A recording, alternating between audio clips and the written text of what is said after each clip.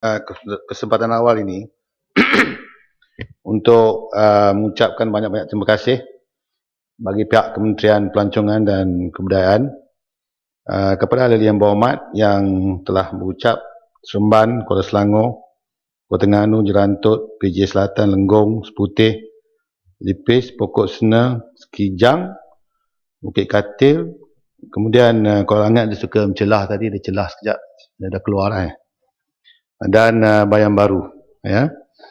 Saya dan Bukit Katil tadi last speaker. Jadi saya akan cuba menjawab seberapa yang boleh, dan kalau yang tidak sempat dijawab, saya janji untuk pegawai saya memberikan jawapan yang bertulis kepada yang tidak sempat saya jawab dalam sesi ini. Yang berhormat Seremban, yang dulu adalah Rasa, dia tukar imej dia sekarang. Masa Rasa dia hantar menteri, masa Seremban dia okey sikit dengan menteri ya. Jadi dia telah menyebutkan itu bahawa kalau boleh yang hormat itu cruise tourism ini yang melibatkan kapal layar sepatutnya diambil alih oleh kementerian saya. Namun yang hormat, seperti mana kalau kita dengar dalam perbahasan yang telah dibangkit oleh ahli-ahli yang berhormat sebentar tadi, tourism sebenarnya dia merangkumi semua, ya. Penyelenggaraan sebagai contoh yang dibangkit oleh Bukit Katil tadi. Kemudian perpustakaan, kemudian airport, istana-istana lama. Ini semua merupakan orang kata item-item yang terletak di bawah kementerian yang lain. Apa yang kita lakukan dalam kementerian saya ialah bekerjasama dengan mereka. Saya minat juga nak ambil kapal layar ni letak bawah saya. Tapi kalau saya ambil kapal layar, kapal terbang pun saya kena ambil juga. Sebab kapal terbang juga membawa masuk turis-turis ke negara kita. Dan dia merupakan bahan yang cukup penting bagi pelancongan kerana dia melibatkan berbagai-bagai pakej yang dibawa daripada luar negara ke negara kita menerusi udara. Jadi walaupun bagaimanapun saya ucap terima kasihlah di atas keyakinan yang berhormat, iaitu bahawa adalah baik kalau sekiranya kapal-kapal ni letak di bawah kementerian saya, tapi tidak mungkin ianya boleh berlaku. Melainkan kalau yang hormat cadang saya jadi menteri pengangkutan sekali lah, sebab kosong kan. Walaupun memangku oleh naib presiden saya. Ya. Tuan Pengerusi,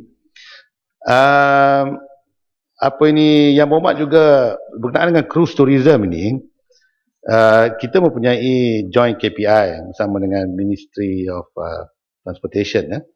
Jadi dia memang ada kerja erat yang rapat di antara Kementerian Pengangkutan dengan kementerian saya.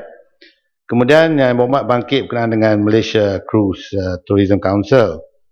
Dia juga dipengurusi bersama antara Ketua Setiausaha Kementerian Pelancongan Kebudayaan bersama dengan Kementerian Pengangkutan untuk memajukan cruise tourism di Malaysia. Dan pasukan petugas telah ditubuhkan untuk membangun cruise tourism di Port Klang, Pulau Pinang, Langkawi, Melaka, Kota Kinabalu dan Kuching. Dan bagi segi saya sendiri, kalau negeri-negeri yang berkenaan, kalau mereka nak mewujudkan state cruise tourism ini, saya rasa apa perkara yang boleh memajukan pelancongan negara kita itu eloklah dilakukan, tidak ada masalah, asalkan dia membantu menambahkan pelancongan dalam penglibatan cruise tourism ini. Untuk mempertingkatkan infrastruktur dan kemudahan cruise terminal untuk dua pelabuhan, misalnya Pulau Pinang, saya rasa Yang Berhormat mencadangkan perkara yang baik. Tapi Yang Berhormat kena ingat, itu bahawa cruise tourism ini, kalau jarak di antara port terminal itu terlalu dekat, maka dia tidak akan menjadi satu tourism yang atraktif. Kerana kalau kita naik dalam sebuah kapal daripada satu pelubahan ke satu pelubahan, dia mesti makan masa lama sedikit. Sekurang-kurangnya setengah hari ke ataupun 3/10 hari ke perjalanan. Jadi kalau kita mesti realistik, ya, iaitu Singapura sememangnya tidak boleh nafikan bahawa dia merupakan pelabuhan antarabangsa.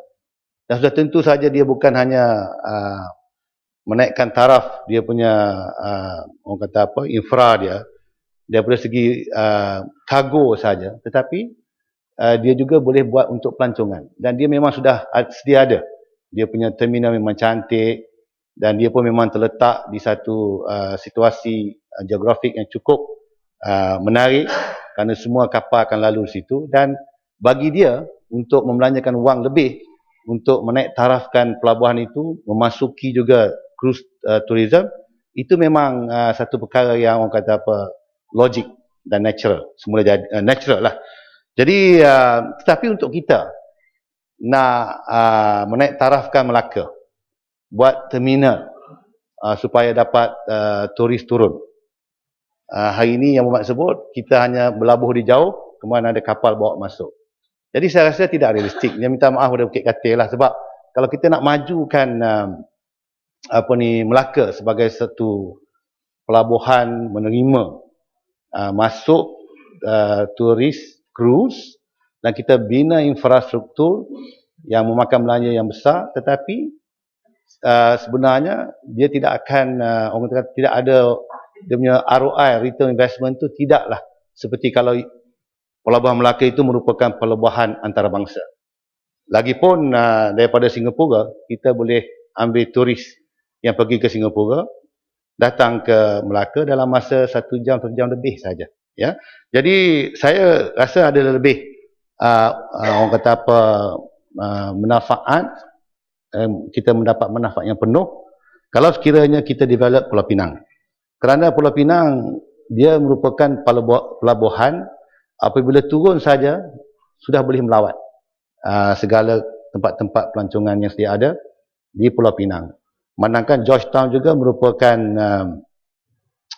bandar UNESCO yang diiktiraf oleh UNESCO, dan kita juga kena ingat bila kapal berlayar, dia berlayar mesti memakan masa yang lama sedikit, dan yang paling sesuai ialah kalau boleh sebuah negeri satu pelabuhan mereka turun. Jadi selepas Singapura, yang paling logikal sekali untuk kita encourage cruise tourism ialah Pulau Pinang. Dia dah memang pelabuhan yang dah terkenal, dan kalau kita bina, kita naikkan taraf terminal seperti disebut tadi, perbanyakkan lorong custom, lorong immigration, saya rasa itu yang perlu kita lakukan. Kita menambah naik taraf itu di Pulau Pinang lebih mendatangkan manfaat kepada Malaysia daripada kita menaikkan taraf pelabuhan-pelabuhan kecil semata-mata untuk cruise tourism. Dan kemudian dia punya next stop, dia pergi ke Phuket. Jadi memang setiap negeri itu dah ada dia punya pelabuhan dan sememangnya tempat pelancongan pun. Jadi dalam hal ini saya kira apa yang harus kita lakukan ialah menaikkan taraf pelabuhan Pulau Pinang dan memberikan kerjasama yang erat dengan pelabuhan-pelabuhan yang lain. Sebagai contoh Singapura. Saya rasa tak perlulah kita nak lawan dengan Singapura, sebab saya sebut sebentar tadi dia sudah sememangnya merupakan pelabuhan yang terkenal antarabangsa. Lebih baik kita bekerjasama dengan mereka, kerana kalau pelancong pergi ke Singapura pun, dia melancong, dia naik, Singapura sebuah pulau. Jadi dia terpaksa berlayar ke tempat lain. Lebih baik kita dan kalau kita pergi Singapura pun, kita tinggal situ 2-3 hari sebagai pelancong asing. Lepas tu nak ke mana? Kalau tidak pergi ke Malaysia. Ya? Jadi sebab itu, secara logiknya, the next port of call dengan izin ialah Pulau Pinang. Jadi dalam perkara ini saya boleh berjanji di sini itu bahawa kita bekerja dengan pelabuhan Pulau Pinang untuk memajukan lagi Tak payahlah Chua Solet berhenti. Saya ingat dia individu tidak penting. Yang penting itu ialah kita boleh bekerjasama dengan pelabuhan, lembaga pelabuhan itu. Terima kasih dan terima kasih Menteri. Saya terima kasihlah kepada pandangannya Bapak Menteri, dan saya rasa bersetuju bahawa memang seperti yang dalam ucapan saya mengatakan bahawa Pulau Pinang merupakan satu tempat yang cukup strategik. Pelabuhan itu cukup strategik untuk dibangunkan untuk industri cruise tourism ini. Cuma seperti yang dikatakan oleh Bapak Menteri, saya rasa apa yang diperlukan sekarang ialah tindakan yang cepat untuk memastikan kemudahan-kemudahan dan juga isu-isu teknikal, masalah-masalah teknikal dalam pelabuhan itu dapat diselesaikan dengan segera. Kerana saya rasa ini satu sektor yang kita kena bertindak dengan cepat dan mengambil peluang dengan cepat. Sebab di rantau Asia ini ada banyak negara yang sekarang ini ingin membangunkan industri cruise tourism ini, termasuk Hong Kong dan sebagainya. Dan Singapura, saya baca satu laporan bahawa mereka juga nak bekerjasama dengan Bali. Dia nak hantar kapal itu daripada Singapura pergi ke Bali. Jadi saya rasa adalah sangat penting bahawa negara kita mengambil peluang ini dan kena kita menyelesaikan apa-apa masalah teknikal.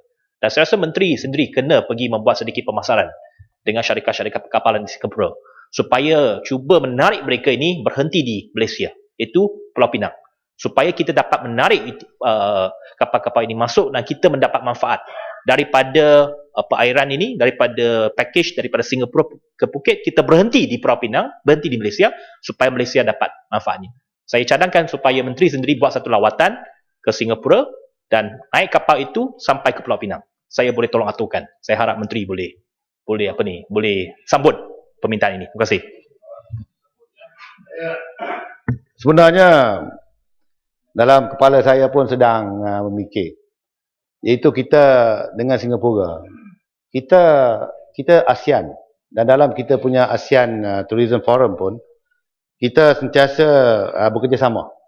Kerana kita tahu bahawa Singapura merupakan bukan saja hub kapal layar, tetapi juga hub kapal terbang. Dan kita kalah kadang-kadang daripada kemasukan pelancong ke negara kita bagi setengah negara itu ialah kerana connectivity tidak ada. Jadi sebab itu dalam ASEAN kita mengadakan program visit beyond. Maknanya kalau orang daripada luar, daripada ASEAN melawat Bangkok, dia pergi beyond Kuala Lumpur. Begitu juga kalau daripada pergi ke Singapura, beyond ke Kuala Lumpur. Jadi ataupun Pulau Pinang. Jadi saya setuju. Memang pada tahun hadapan saya akan membuat lawatan ke Singapura untuk bekerjasama dengan mereka. Saya sudah pun berjumpa dengan Menteri Kebudayaan dia. Di Malaysia kita pelancongan kebudayaan. Di sana saya kesempatan untuk berjumpa dengan Cik Lawrence. Dia Menteri Kebudayaan Singapura. Saya dah bercakap dengan dia tentang perkara ini. Dan dia mengalu-alukan kehadiran saya pada tahun depan untuk melawat Singapura, kerana selain daripada itu kita kena ingat Singapura merupakan negara yang menyumbang hampir 50% pelancong ke negara kita, iaitu 13 juta. Jadi saya kira kerjasama dengan Singapura itu adalah lebih baik daripada kita bersaing dengan mereka. Jadi saya akan pergi ke Singapura tahun depan. Yang Muhammad telah pun saya masuk dalam senarai ahli rombongan saya ke sana, kalau sudi. Terima kasih. Ini Tan Sri, saya nak ucap syabas kepada Menteri ini. Dia seorang yang sangat terbuka, adil. Sebab saya dipahamkan bahawa dia akan mewujudkan di peringkat negeri-negeri ini, iaitu Majlis Pelancongan Negeri. Walaupun melantik daripada wakil-wakil daripada negeri yang diperintah oleh Pakatan Rakyat, masuk Kelantan, Selangor, Pulau Pinang, wakil daripada Pakatan Rakyat. Saya ucap, tapi ini contoh yang sangat baik. Saya lepas ni nak berucap susah, punggung saya dah besar sangat dah. Kembang. Ya betul, seperti yang Mak sebut, kita ada kertas kabinet di mana saya akan menghidup semula jawatankuasa tindakan pelancongan di peringkat negeri. Ada sikit perbezaan kerana Exco Kerajaan Negeri yang bertanggungjawab pada pelancongan, dia tidak boleh keluar daripada portfolio dia. Saya sebut tadi pelancongan merangkumi semua, kerajaan tempatan, agro, turisme pertanian, hutan asli. Jadi oleh kerana esko kerajaan negeri ini, kalau dia pelancongan, terhad kepada pelancongan saja, maka ada bijaknya kalau kita membentuk jawatankuasa tindakan pelancongan, badan yang asing dipersetujui di antara kerajaan negeri dan kerajaan pusat, kita lantik.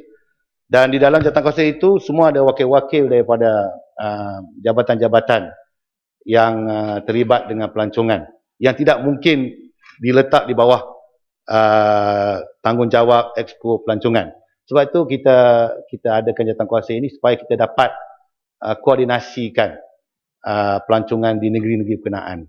Dan saya akan berunding dengan ketua-ketua negeri setiap kerajaan untuk memastikan supaya pelancongan ke negeri-negeri berkenaan itu berjalan dengan baik, dan sebab itulah adalah penting supaya mereka yang dilantik itu selaku pengurusi jawatankuasa tindakan mestilah seorang yang mendapat kepercayaan daripada ketua menteri ataupun menteri besar, dan saya selaku menteri pelancongan dan kebudayaan. Terima kasih Yang Hormat Pokok Sena. Saya nak pergi kepada soal yang dibangkit oleh Yang Berhormat Seremban, iaitu berkenaan dengan pembelian villa Nexus ini. Saya nak beritahu itu sebenarnya kita pada umum dasarnya MM2H ini dia merupakan program yang memberikan pas lawatan sosial dan visa kemasukan berganda, multiple entry visa selama 10 tahun kepada warga negara asing yang berkelayakan. Dan antara insentif bagi menggalakkan warga negara asing yang berkelayakan untuk menyertai MN2H ialah satu, pemilikan rumah, iaitu bermula 1 Januari 2014, rumah itu mesti berharga sejuta. Sejuta. Kedua, pengecualian cukai apabila membawa masuk kenderaan peribadi dari negara asal ataupun membeli kenderaan yang dipasang di Malaysia. Ketiga, kita memberikan pengecualian cukai ke atas pendapatan dari luar negara. Dan keempat, kita syaratnya membawa masuk pembantu domestik daripada negara sendiri ataupun negara sumber.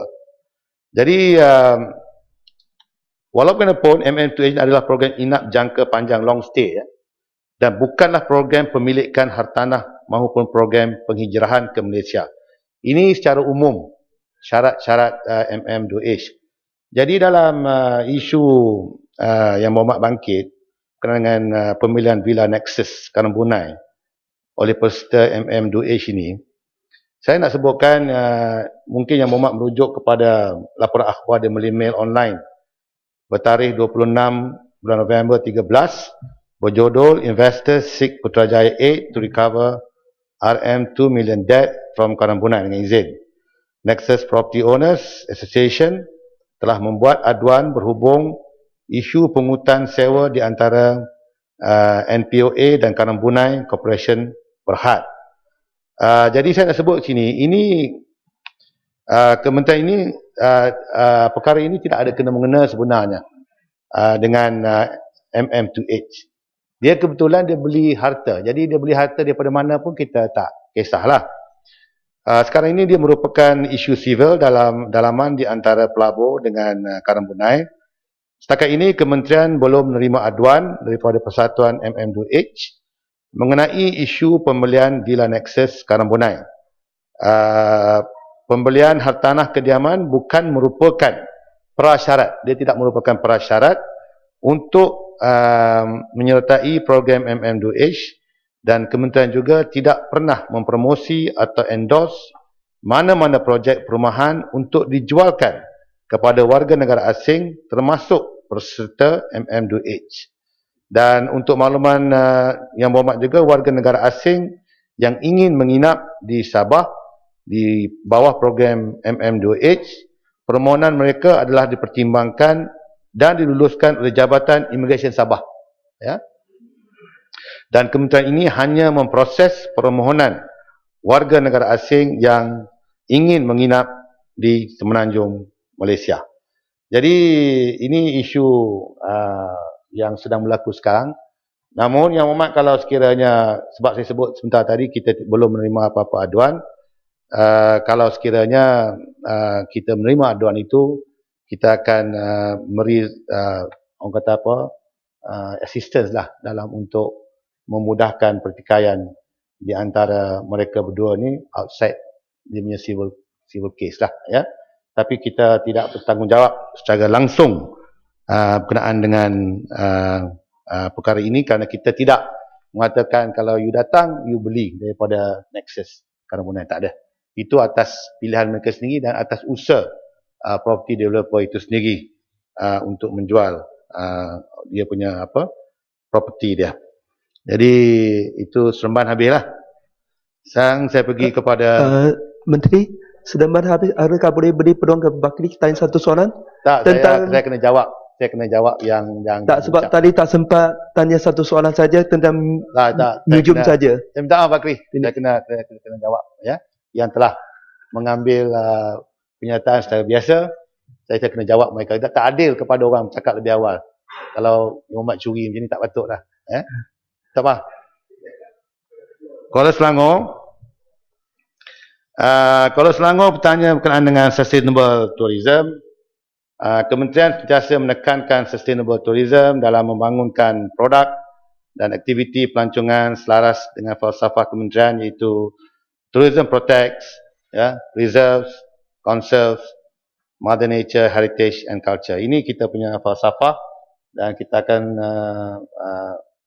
sekuat-kuatnya dan seboleh-bolehnya akan mengutamakan sustainable tourism di negara kita.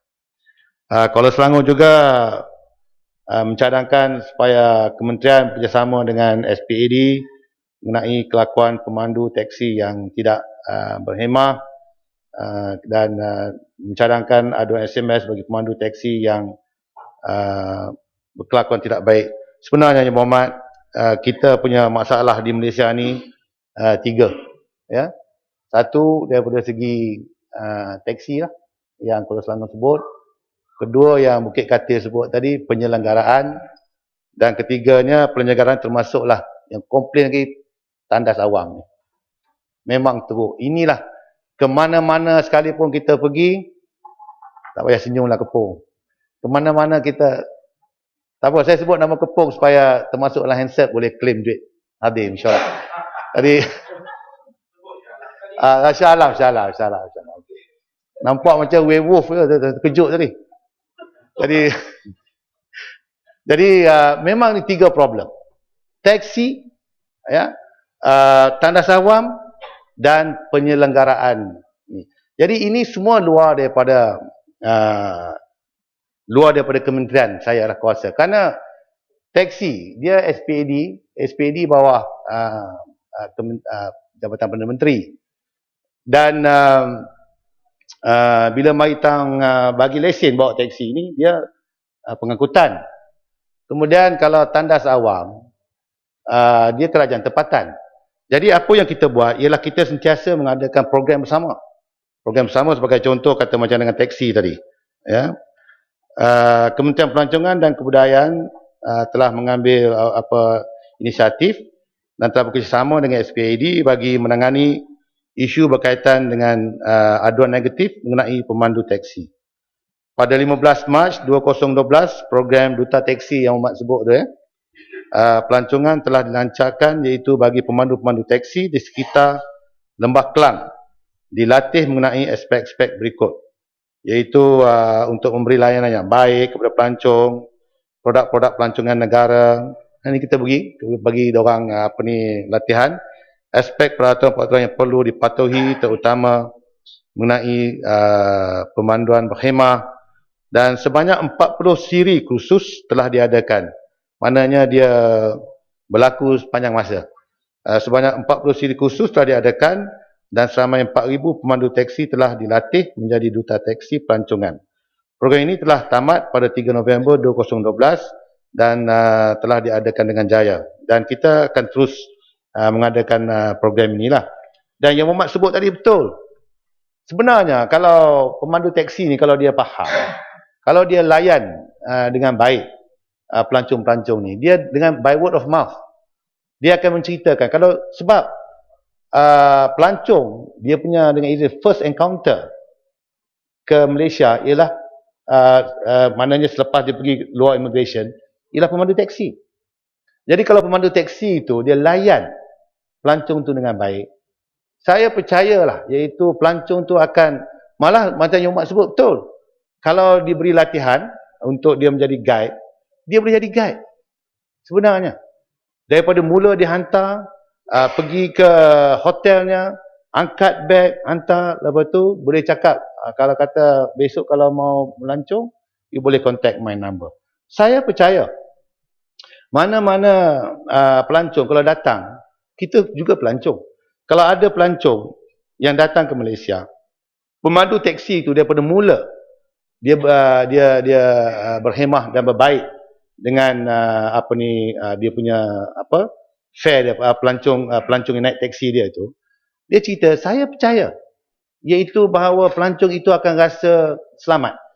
Ya, akan selamat dan sudah tentu esok harinya akan kontak pemandu taksi itu lagi supaya untuk bawa keliling ke bandar-bandar. Ya. Jadi sebab itu saya rasa adalah baik untuk kita bagi tahu kepada pemandu taksi sebenarnya perkara ini boleh mendatangkan kebaikan kepada mereka. Ya. Tapi masalahnya Muhammad, yang jadi orang kata apa perompak siang hari ni ialah mereka, sebab sistem kita mana-mana orang dia dapat lesen, dia boleh bawa taksi. Dia bukan professional taxi driver. Ini masalahnya. Kalau kita bandingkan dengan pemandu taksi di London sebagai contoh. Untuk mendapat lesen London taxi itu bukan mudah. Dia kena lulus berbagai-bagai ujian. Ya. Sebelum dia, bila sebut je nak pergi mana, tahu boleh hantar di mana dah. Jadi kita tidak rasa, dan pasang meter pun kita tak rasa kita dirompak. Dia pasang meter mana kita kata memang patut kita bayar the taxi fare. Jadi saya rasa dia punya masalah sini ialah masalah orang kata apa fundamental, iaitu cara kita membagi permit taksi ni. Hari ini siapa kita nak membantu juga macam yang Mak sebut bekas-bekas tentera. Jadi bila dia habis tentera dia tak ada kerja. Jadi maka kita nak memudahkan memberikan lesen memandu kepada mereka. Mungkin mereka baik, tapi kalau kita bagi mereka lesen memandu, kita juga kena bagi kepada warga negara yang lainnya bukan bekas tentera. Kalau tidak, kita tidak adil kepada rakyat kita. Yang lain inilah yang mungkin, saya kata mungkin ya, yang part-time driver ni. Mungkin siang dia kerja kilang ke, malam cari duit lebih, dia pergi ambil lesen daripada PSV, daripada Kementerian Pengangkutan, dia dapat, tidak ada apa-apa ujian. Jadi kalau dia bawa belah malam, dia tak ada taksi. Dia tak ada taksi sebab permit tak boleh bagi pada dia sebab dia bekerja siang di kilang. Mungkin orang macam ni saya tak tahu, mungkin oleh kerana dia menyewa taksi selama kata 6 jam bayar RM40 ke. Jadi sebelum dia maknanya dalam 6 jam dia kena dapat lebih daripada RM40. Mungkin inilah yang akan tunggu di tepi jalan, bila masuk je nak pergi mana RM100. Mungkin mereka, saya tidak tahu. Tapi saya rasa kalau kita sistem kita bagi kepada bekas tentera, dia berkursus, kita bagi dia kursus 3-4 bulan ke yang dibayarkan dan minta dia jadi profesional betul taxi driver, bukan part time. Mungkin itu mereka okey. Tapi yang saya bimbang ni ialah orang lain yang mengambil kesempatan kerana kita menyediakan PSV kepada mana-mana rakyat Malaysia yang nak bawa taksi. Mungkin mereka ni yang tidak diberikan training, mereka dapat PSV license maka dengan mudah saja mereka dah boleh bawa taksi sewa RM40, nak dapat duit cepat. Inilah yang mungkin di tepi-tepi jalan yang tak pakai meter. Sebab dia tak kisah. Dia kalau lepas ni dia lari pun dia taksi bukan taksi dia. Ya. Tapi kalau pemilik itu juga pemilik taksi juga pemilik lesen pemandu, dia mungkin bekerja dengan baik kerana dia takut kalau dia buat benda silap, bukan saja lesen dia kena tarik, teksi dia pun tak berjalan. Yang Berhormat. Terima kasih Tan Sri Pengerusi. Terima kasih Yang Berhormat Menteri yang cukup saya kagumlah. Hebat. Saya pun tak tahu dia makan ubat apa. Supplementary apa. Malah kuat. Pergi ke luar negeri, balik mai. Kemudian pergi pula balik mai. Jawab soalan. Hebat Tan Sri. Dia pun pernah pecah sejarah. Penggulungan bajet kalau tak silap saya. 4 jam kalau saya silap saya. Sampai terkencin. Hebat. Sampai terpaksa tangguh pencelahan itu untuk membolehkan Yang Berhormat Menteri pergi bilik air. Ini kata cukup hebat. Ini betul-betul keturunan. Ini hebat lah. Dah kita tak minta Timbalan Menteri, kita kesian kat lenggong. Bagilah lenggong. Pokok senar Timbalan Menteri Pelancongan. Awak gerik ke mana? Suara gerik tadi. Baik, Yang Berhormat, saya nak balik kepada isu Duta Pelancongan tadi. Yang Berhormat sebut kata ada 40 kali kursus ataupun taklimat yang dibuat kepada 4,000 pemandu teksi. Saya nak tekankan bahawa dia bukan sekadar kursus biasa kepada semua pemandu teksi, itu perlu dibuat, tetapi ialah untuk ditawarkan kepada pemandu-pemandu teksi ini, khususnya yang muda macam disebut di Sungai Petani tadi, yang bekas-bekas tentera yang ada disiplin.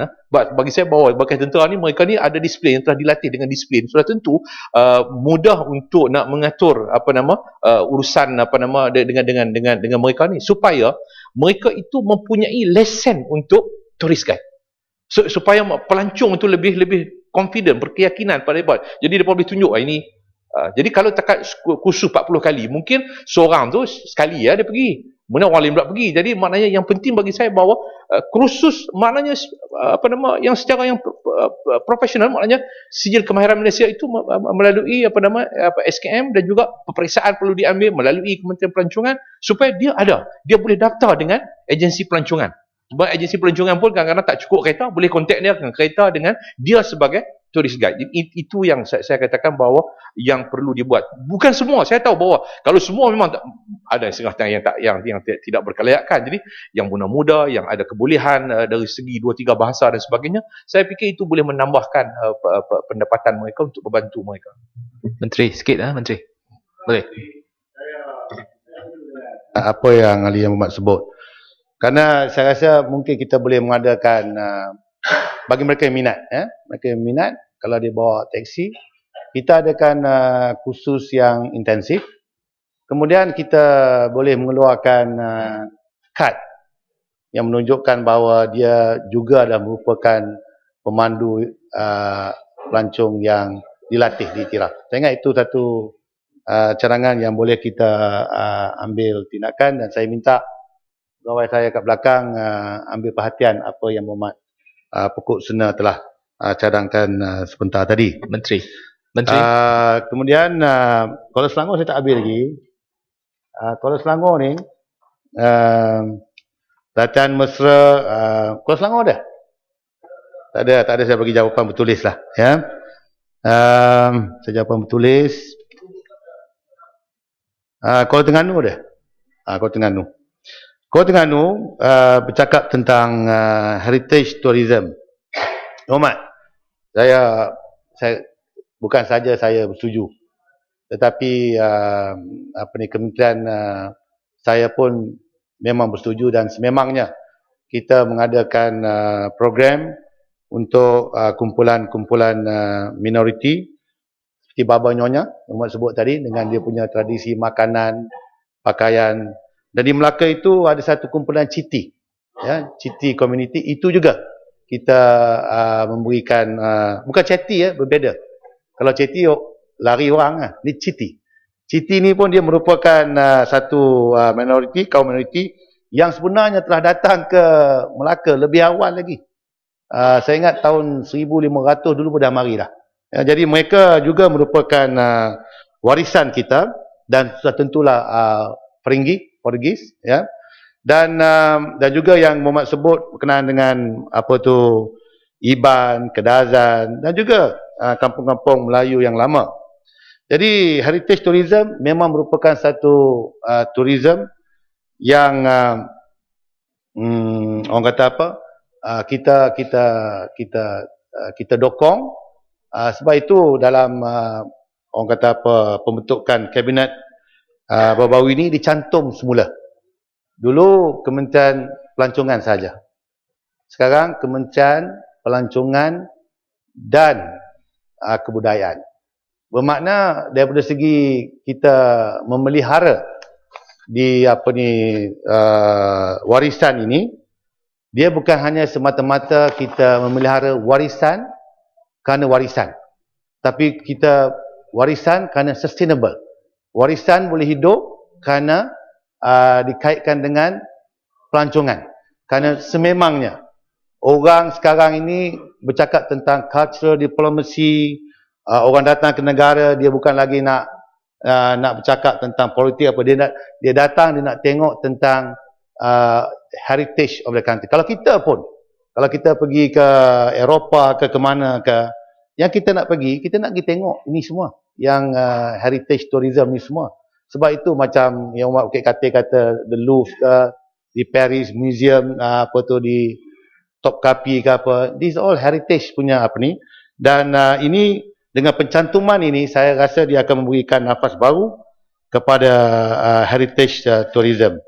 Skop warisan luas dan merangkumi warisan budaya dan semula jadi, tapak-tapak warisan dunia, Melaka dan Georgetown, serta Mulu dan Kinabalu telah dibangunkan dalam heritage tourism ini. Begitu juga dengan rumah-rumah panjang di Sarawak. Sememang rumah panjang Sarawak bukan saja setakat heritage, tetapi kita juga ada inap desa, homestay.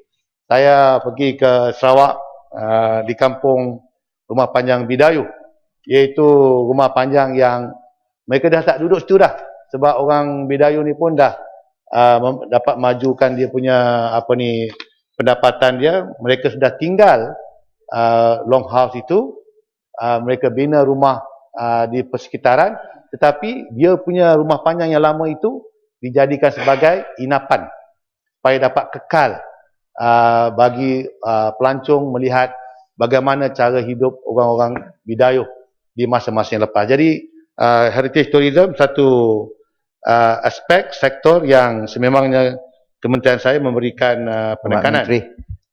Yang berhormat Menteri boleh. Sekejap. Bangunan kayu yang Mak tanya, yang Mak sebut kata hanya ada satu sahaja yang telah dipelihara.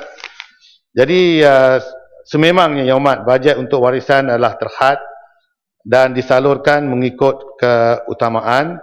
Sebenarnya lebih daripada satu bangunan kayu yang telah dipelihara, iaitu Masjid Kampung Dal, Kuala Kangsar, Masjid Mulong di Kelantan, Rumah Pengulu Naha di Melaka, Istana Lama Seri Menanti, dan ada beberapa lagi. Sebab ini oleh kerana saya hanya sempat untuk mendapat diberikan maklumat pada waktu kita berbahas ini. Mungkin senarai yang lain itu akan saya minta pegawai saya sampaikan kepada ahli yang berhormat. Ya. Produk ni kau Terengganu lagi? Pagi ini. Ini pun tebal ya. Terima kasih Yang Amat Menteri, terima kasih Tan Sri Yang Ketua. Berhubung dengan the heritage tourism yang Yang Amat Menteri sebut tadi, Yang Amat Menteri sebut memang kurang sikit bajet dan belanjaan, dan saya pun sedih juga sebab tahun 2013 dia bagi 12 juta tahun ini diperuntukkan 9.7 juta saja. Dan ini merupakan satu potensi yang besar heritage tourism ini. Jadi mungkin dalam supplementary budget Yang Amat Menteri boleh fight for it dan kita sokong, sebab dia potensi yang besar heritage tourism. Dalam ini oleh kerana Pulau Pinang juga seperti Yang Amat Menteri sebut tadi adalah termasuk dalam UNESCO Heritage, World Heritage, sama dengan Melaka. Dan ada satu kawasan yang Muslim Enclave di Pulau Pinang. Jadi kalau dapat perhatian daripada Yang Amat Menteri juga, sebab kita boleh bangunkan kawasan-kawasan itu seperti dalam galeri Muslim. Itu juga Muslim tempat macam dulunya orang nak pergi haji dulu ni menggunakan kapal daripada Tan Sri. Jadi dimula di situ. Jadi kalau kita boleh dapat bina ni galeri Muslim di situ, dan juga penulisan kad, satu taman ilmu musim yang baik. Itu satu saya pun dan apa yang Menteri itu. Dan yang keduanya heritage tourism ni sebab kita nak wujudkan produk-produk baru ya Pak Menteri. Sebab kita dalam usaha memberi promosi, tapi dalam produk-produk baru ni ada satu di Pulau Pinang. Saya ingat apa Kepala Batas bukan setuju dengan saya, ada satu tempat Gua Kepah di Naga. Gua Kepah. Gua tu bukit, bukan dia. So kalau yang Menteri boleh juga sebab ada satu kajian awal dilakukan oleh Universiti Sains Malaysia, dan saya dimaklumkan yang artifak dia itu adalah lebih lama lagi daripada Perak man. Jadi artifak dia ada sekarang ni ada di Singapura, ada di museum di Holland, di UK dan mungkin juga di US. Jadi kalau dapat beri perhatian tu, kajian ni Pulau Pinang cuba. Sebab tu kalau sekarang ni saya baca Suruhjaya Warisan di sini, Profesor Dato' Zurena boleh bagi perhatian dalam ni, sebab yang mula buat kajian itu adalah anak murid dia, student. Jadi itu dua dan satu lagi ni Yang Menteri, oleh kerana UNESCO ni di Pulau Pinang ada kajian di Pulau Pinang, Tuan Menteri biasa menulis surat pada Yang Menteri tentang belum dilunaskan lagi janji yang dibuat oleh mantan Perdana Menteri Tun Abdullah Ahmad Barui dulu, yang janji nak bagi 12 juta pada negeri Pulau Pinang. Jadi kalau Yang Menteri boleh tengok itu sikit. Ya, terima kasih. Terima kasih. Saya memang kuasa apa ni ya, memang warisan ini kita mendapat orang kata apa peruntukan yang kurang sedikit. InsyaAllah lah kalau yang berhormat semua berminat untuk mempertahankan warisan kita, kita boleh supplementary budget ke apa kan nanti minta. Saya percaya kalau kita boleh, ramai di kalangan kita yang berhujah tentang betapa pentingnya kita mempertahankan warisan negara kita, saya percaya kerajaan akan mendengar dan memberikan peruntukan yang lebih lagi. Apatah lagi apabila warisan juga diletak di bawah tourism, kerana dia mempunyai potensi untuk menjana orang kata apa income menerusi heritage tourism ini. Cuma nanti kemudian program-program Yang Amat Kota Terengganu mengesyorkan agar usahawan kraft mengadakan aktiviti pengeluaran dan pemasaran produk kraft di halaman rumah, dan juga mengesyorkan agar perusahaan kraft diusahakan dengan penglibatan ahli keluarga supaya perusahaan dapat dijadikan perusahaan turun-temurun. Kementerian menyambut baik Sarana Yang Amat Kota Terengganu, dan sememangnya kita terdapat usahawan kraft yang menjalankan aktiviti di halaman rumah dan mengadakan aktiviti jualan di rumah mereka. Kita memang galak mereka supaya dia tidak perlu migrate ke tempat yang lain, kerana mungkin suasana di keadaan rumah dia itu mempunyai raw material yang membolehkan dia melakukan aktiviti kraft tangan dia. Perbadanan Kemajuan Kraft Tangan Malaysia di bawah Kementerian akan memperluaskan usaha ini dengan mengadakan kerjasama melalui pengusaha homestay di seluruh Malaysia. Yang Muhammad nanti ada satu product differentiation melalui heritage tourism, program-program mega FAM yang dianjurkan oleh Kementerian Pelancongan ada membawa peserta-peserta program ke produk-produk pelancongan yang berkaitan dengan warisan, misalnya melalui program ASEAN Explore Quest 2013 daripada 11 hingga 16 November. Peserta dibawa ke industri labu sayung di Perak. Ya. Labu sayung dia mesti buat kat rumah dia, sebab cuma tanah di situ saja yang ada tanah liat, jadi dia tak boleh dipindah ke mana-mana. Peserta-peserta program adalah sendiri dari pihak media, agensi pelancongan dan selebihnya, dan juga ada radio DJ pun ada. Peserta program ini berjumlah 106 orang peserta dan meliputi semua negara ASEAN termasuk peserta dari Malaysia. Antara negeri yang dilawati ialah Perak, Perlis dan di Langkawi. Ya, sila. Ya, Kuala Terengganu. Terima kasih Tuan dan Datuk Seri. Saya ingin tahu sedikit tentang heritage tourism dan ingin pendapat dan juga mungkin input Datuk Seri Menteri adalah tentang heritage tourism berkaitan dengan ekotourism. Kerana saya rasa banyak salah faham dari segi pembangunan ekotourism yang berkaitan dengan heritage semula jadi kita, kerana banyak pembangunan yang dikatakan dibina di atas nama ekotourism sebenarnya merosakkan atau menjahanamkan ekotourism kerana mereka merupakan high impact development dengan izin, kerana mereka kurang faham bahawasanya apa-apa ekotourism project mestilah memberi keutamaan besar dan utama dengan minimal impact kepada alam sekitar.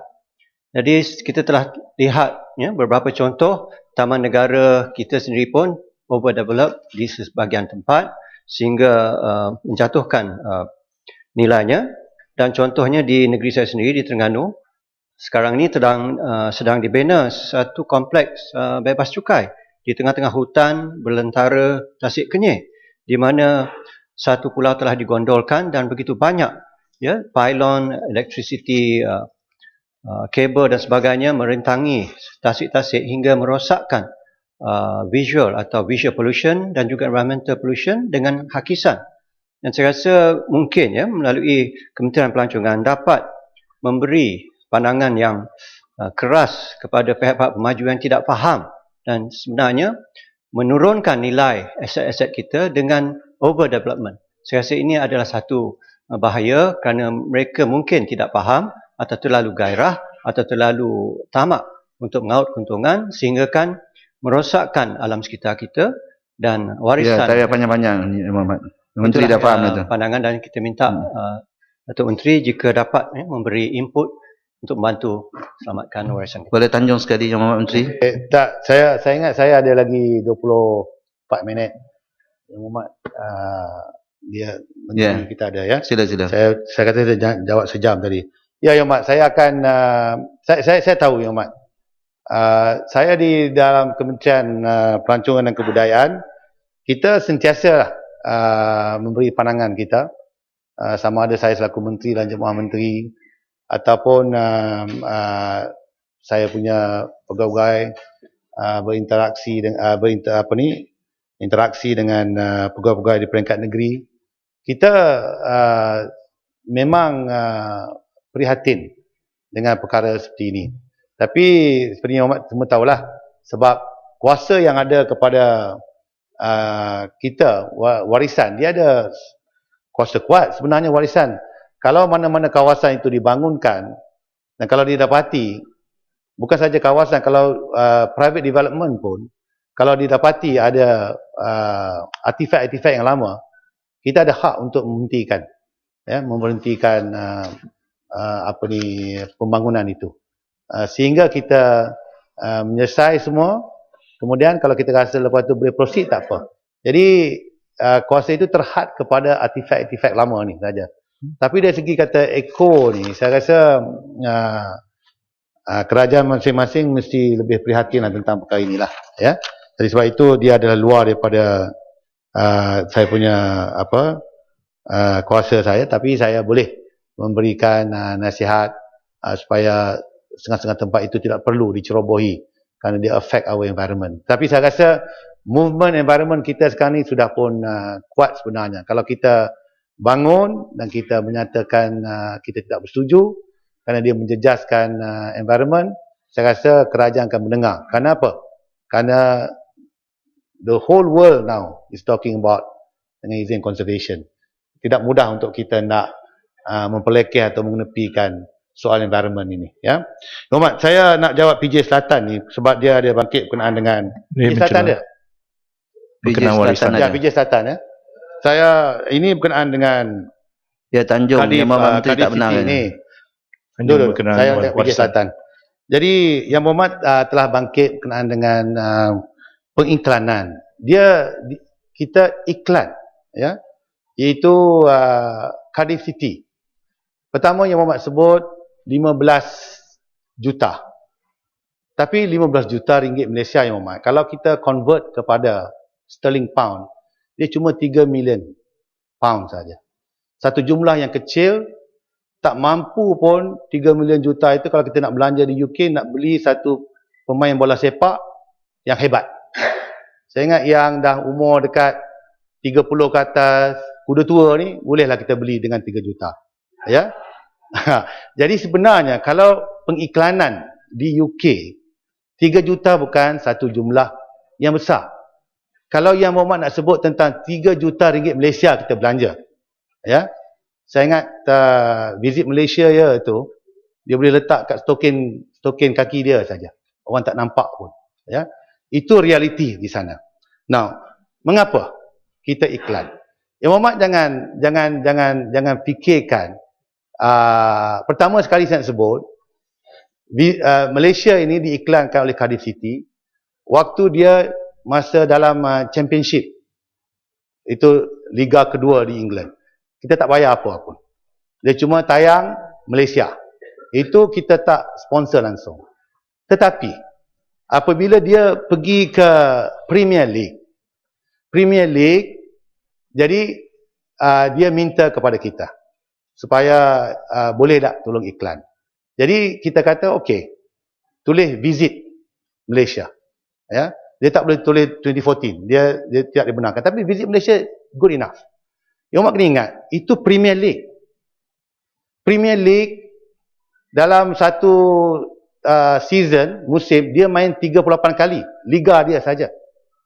Dan yang melihat EPL ni, English Premier League ni, bukan saja orang di Cardiff, bukan saja orang di Wales, bukan saja orang di United Kingdom, tetapi seluruh dunia. 2 billion. Saya tiap-tiap kali Cardiff City main, saya tengok terpampang visit Malaysia. Apabila nak kalau bagus sekali, kalau dia injured, kadang-kadang dia injured apa, dia tunjuk depan visit Malaysia. Nampak terang, ini pengiklanannya.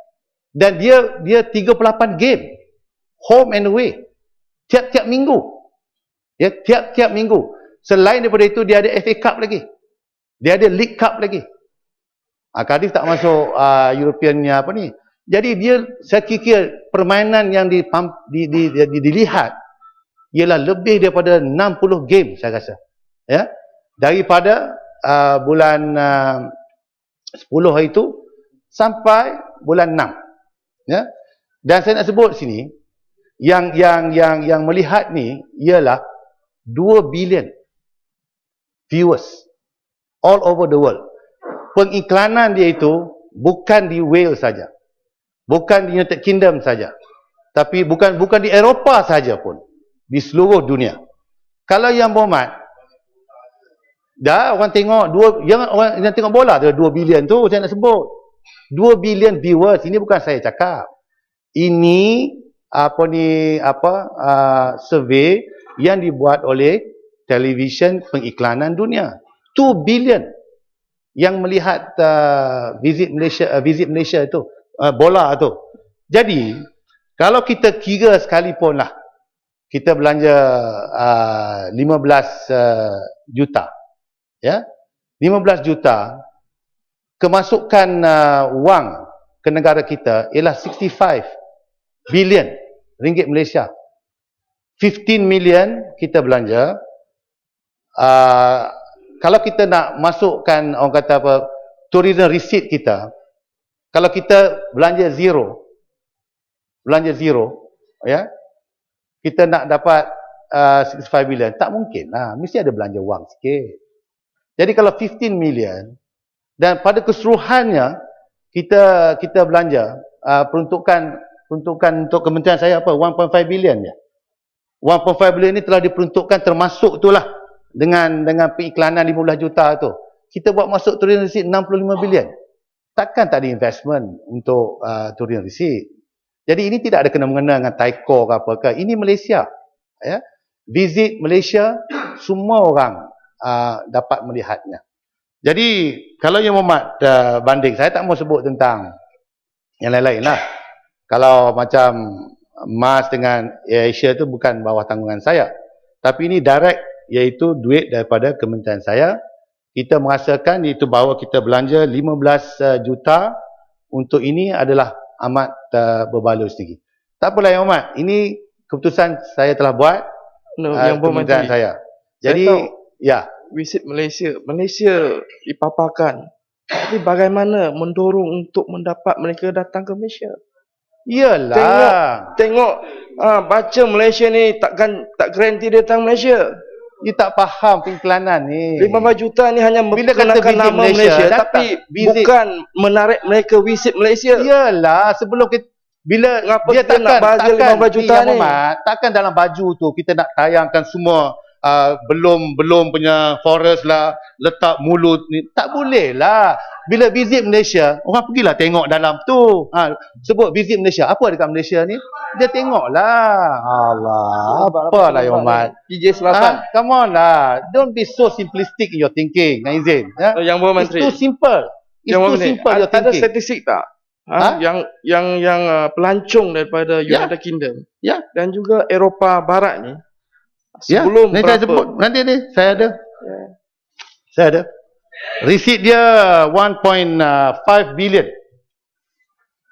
Daripada United Kingdom, dia merosot daripada 2010, 2012 merosot, sekarang dia naik balik. Ya. Tourism arrival 420,000. Itu UK saja. Okey, kalau kita yang mak katanya sebut UK. Dia punya receipt is 1.5 billion. 1.5 billion receipt. Maknanya orang datang melawat ke negara kita. Dia datang melawat ke negara kita bukan nak tengok bola. Kita kata kita tarik dia visit Malaysia. Daripada situ dia akan tertarik untuk melihat apa ini Malaysia. Ya, dia akan Google, dia akan tengok. Kalau macam cadangan Sepang tadi, ya. Cadangan Sepang, dia kata itu lebih baik kita belanja untuk hantar player kita pergi main. Dia kata mungkin belum tahu lagi orang nak datang. Nak tunggu player kita, kata yang Wak kata, belanja 15 juta, bawa belia-belia kita pergi main bola sana, sementara dia nak jadi Ronaldo, saya ingat 40 tahun lagi tak dapat balik pulangan. Betul tak? Wasted 50 million. Jadi jangan tunggu sampai nak train footballer kita di Cardiff, di Eropah, lepas tu orang kenal, katalah Muhammad Nazri, footballer tu kita bawa hantar ke sana. Jadi best footballer. Berapa tahun lagi tu? 20 tahun lagi. 15 juta belanja sekarang, dia punya hasil 20 tahun lagi. Buat apa? Baik kita 15 juta sekarang, ya, kita tarik dia visit Malaysia, dia akan datang ke negara kita. Jadi dia akan tertarik visit Malaysia. Jadi periklanan begitulah, ya. Mana-mana kita iklan. Kalau macam negeri Selangor saya tengok, dia orang pun iklan juga. Negeri Sabah iklan. Everybody has to advertise. One way or another. Sebab yang Mak kena ingat, kita ni nombor negara yang ke-10 yang dilawati oleh pelancong seluruh dunia. We have nothing. Kita tidak ada apa-apa. Negara di hadapan kita ni, negara yang 9 di hadapan kita ni, France, US, UK, Jerman, Spain, Itali, Turki, China, Rusia. Malaysia nombor 10. Mana diorang datang ke negara kita kalau tidak menerusi iklan-iklan seperti ini? Sebab tu kita jangan underrate pengiklanan. We are number 10. Indonesia, saya rasa saya pergi ke Bali baru ni, nak dibandingkan dia punya heritage dia ke belakang kita. Ke belakang. Borobudur-nya, Balinese punya heritage, saya tengok macam-macam. Saya pergi ke Kampuchea, Siem Reap, Angkor Wat. Saya pergi ke Phia Viha. Ini dia orang punya natural, dia punya orang kata apa? Tarikan pelancongan dia dah ada. Kita terpaksa iklan negara kita. We have to spend. Ya. Kita mesti belanja untuk menarik orang datang ke negara kita. We have to spend. Dan sebab itulah kita nombor 10. Indonesia belakang kita, Thailand belakang kita, dan banyak negara-negara yang lain yang besar-besar yang ada ni semua belakang kita. Kenapa? Karena pengiklanan. Karena Malaysia truly Asia. Itu. Ya, jadi Yang Hormat, saya bangunnya. Ya, saya nak terus jawab sebab dia kena manusia tanya werewolf tak boleh. Kalau tidak jadi kalau tidak tak dapat claim kan. Dah bangun tu claim dah masuk dah tu, dah masuk. Sekarang ni Dah masuk tu. Cakap sikit. Sikit je. Dah masuk dah. Ada ke? Dah clear. Jadi Terima kasih. Terima kasih. Salam.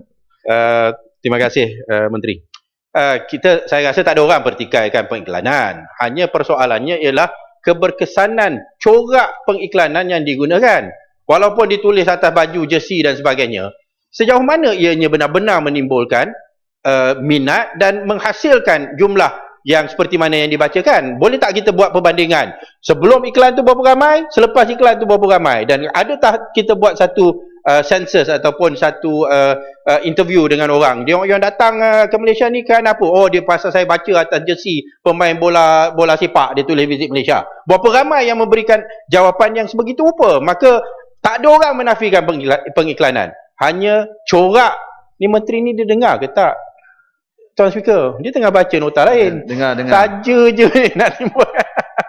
Tak apalah Menteri, saya rasa Tuan Menteri pun dia fahamlah poin yang saya kemukakan. Ya, saya nak bukti bahawa corak pengiklanan yang diguna pakai itu benar-benar berkesan. Kalau tidak, kita cari cara yang lain. Mungkin yang lebih berkesan. Terima kasih.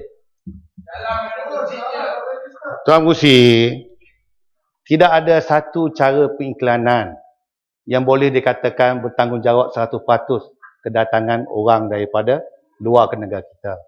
Dia mesti datang daripada hasil berbagai-bagai bentuk dan corak pengiklanan. Faham?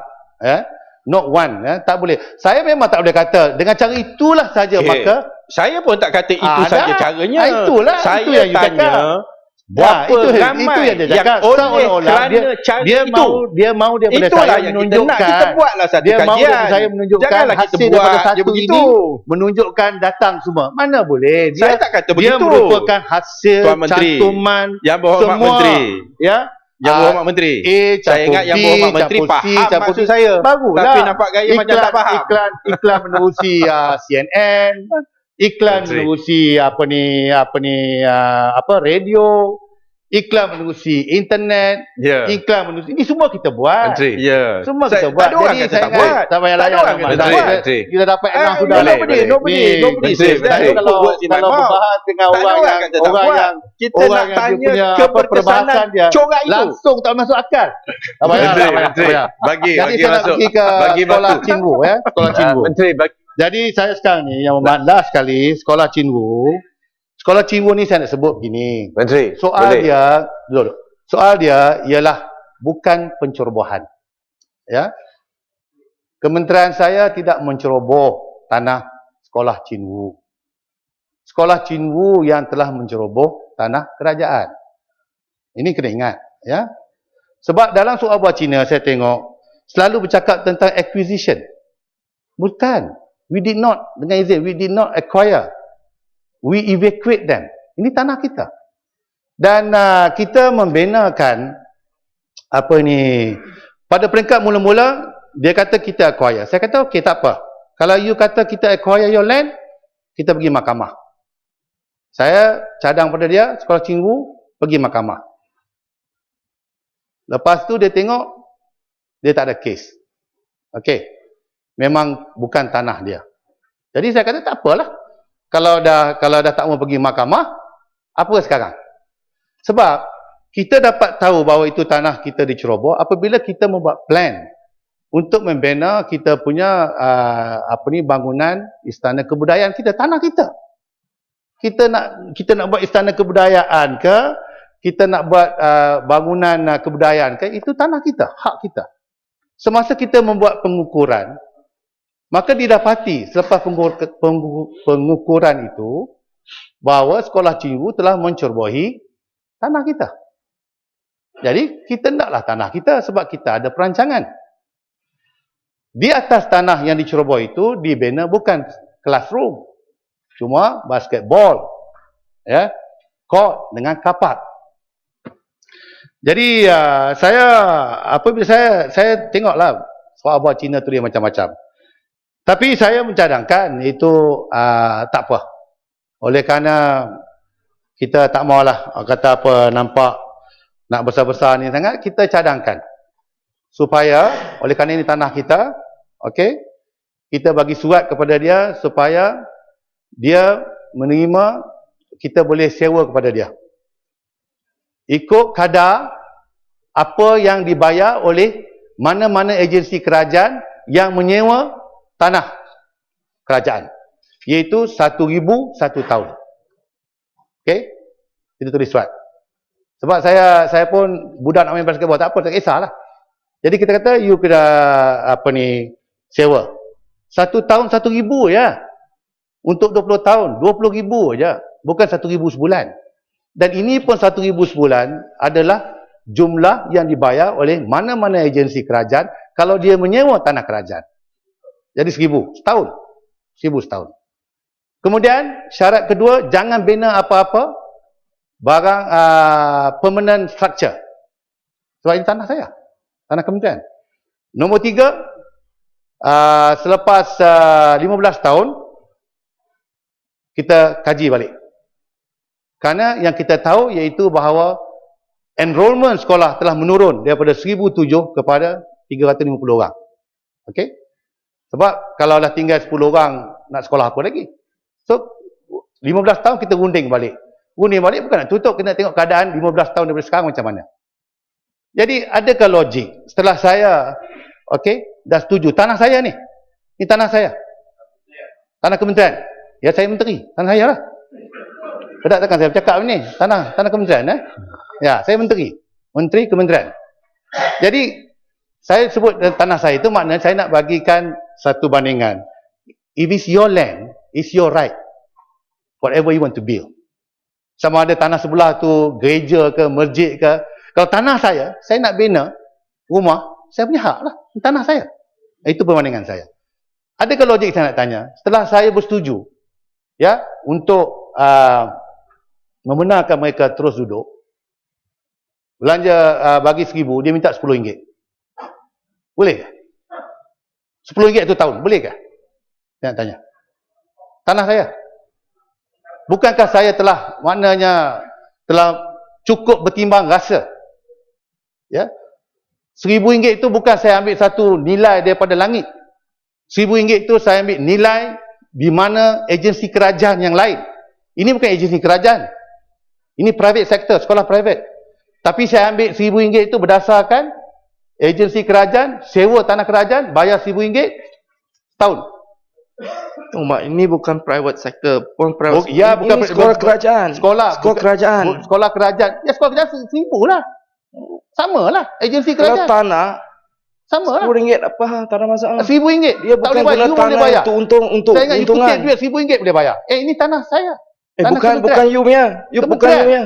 Ini tanah kementerian. Ini kementerian. Ya. Bukan menterinya. Saya bagi perbandingan, saya sebut tanah saya itu. If it's your land, apalah. Saya bagi perbandingan, if it's your land. I'm saying, if it's my land. Pakai contoh, if it's my land. Mana if it's your land, kan? You nak ke? You punya hak lagi nak apa-apa. Jangan persalahkan kepada saya, tanah saya bina, saya nak buat rumah ke, itu tanah saya. Jadi, ini tanah kementerian. Jadi, kementerian nak buat istana budaya ke, bangunan dia ke, tanah dia. Dan kita pun telah pun bersetuju. Tak apalah, dia pakailah. RM1,000. Macam mana agensi lain pakai? RM1,000. Dia minta 10. Dia tanya pada saya. Logik tak? Saya bagi 1 bulan. 20 November. Hantar surat. 1 bulan buat keputusan. Mau terima tak mau terima? Kalau tak mau terima, saya ambil balik tanah itu. Itu saja. Jadi Muhammad, itu saja ucapan saya. Terima kasih. Yang lain itu saya akan beri jawapan tulis. Terima kasih Yang Menteri.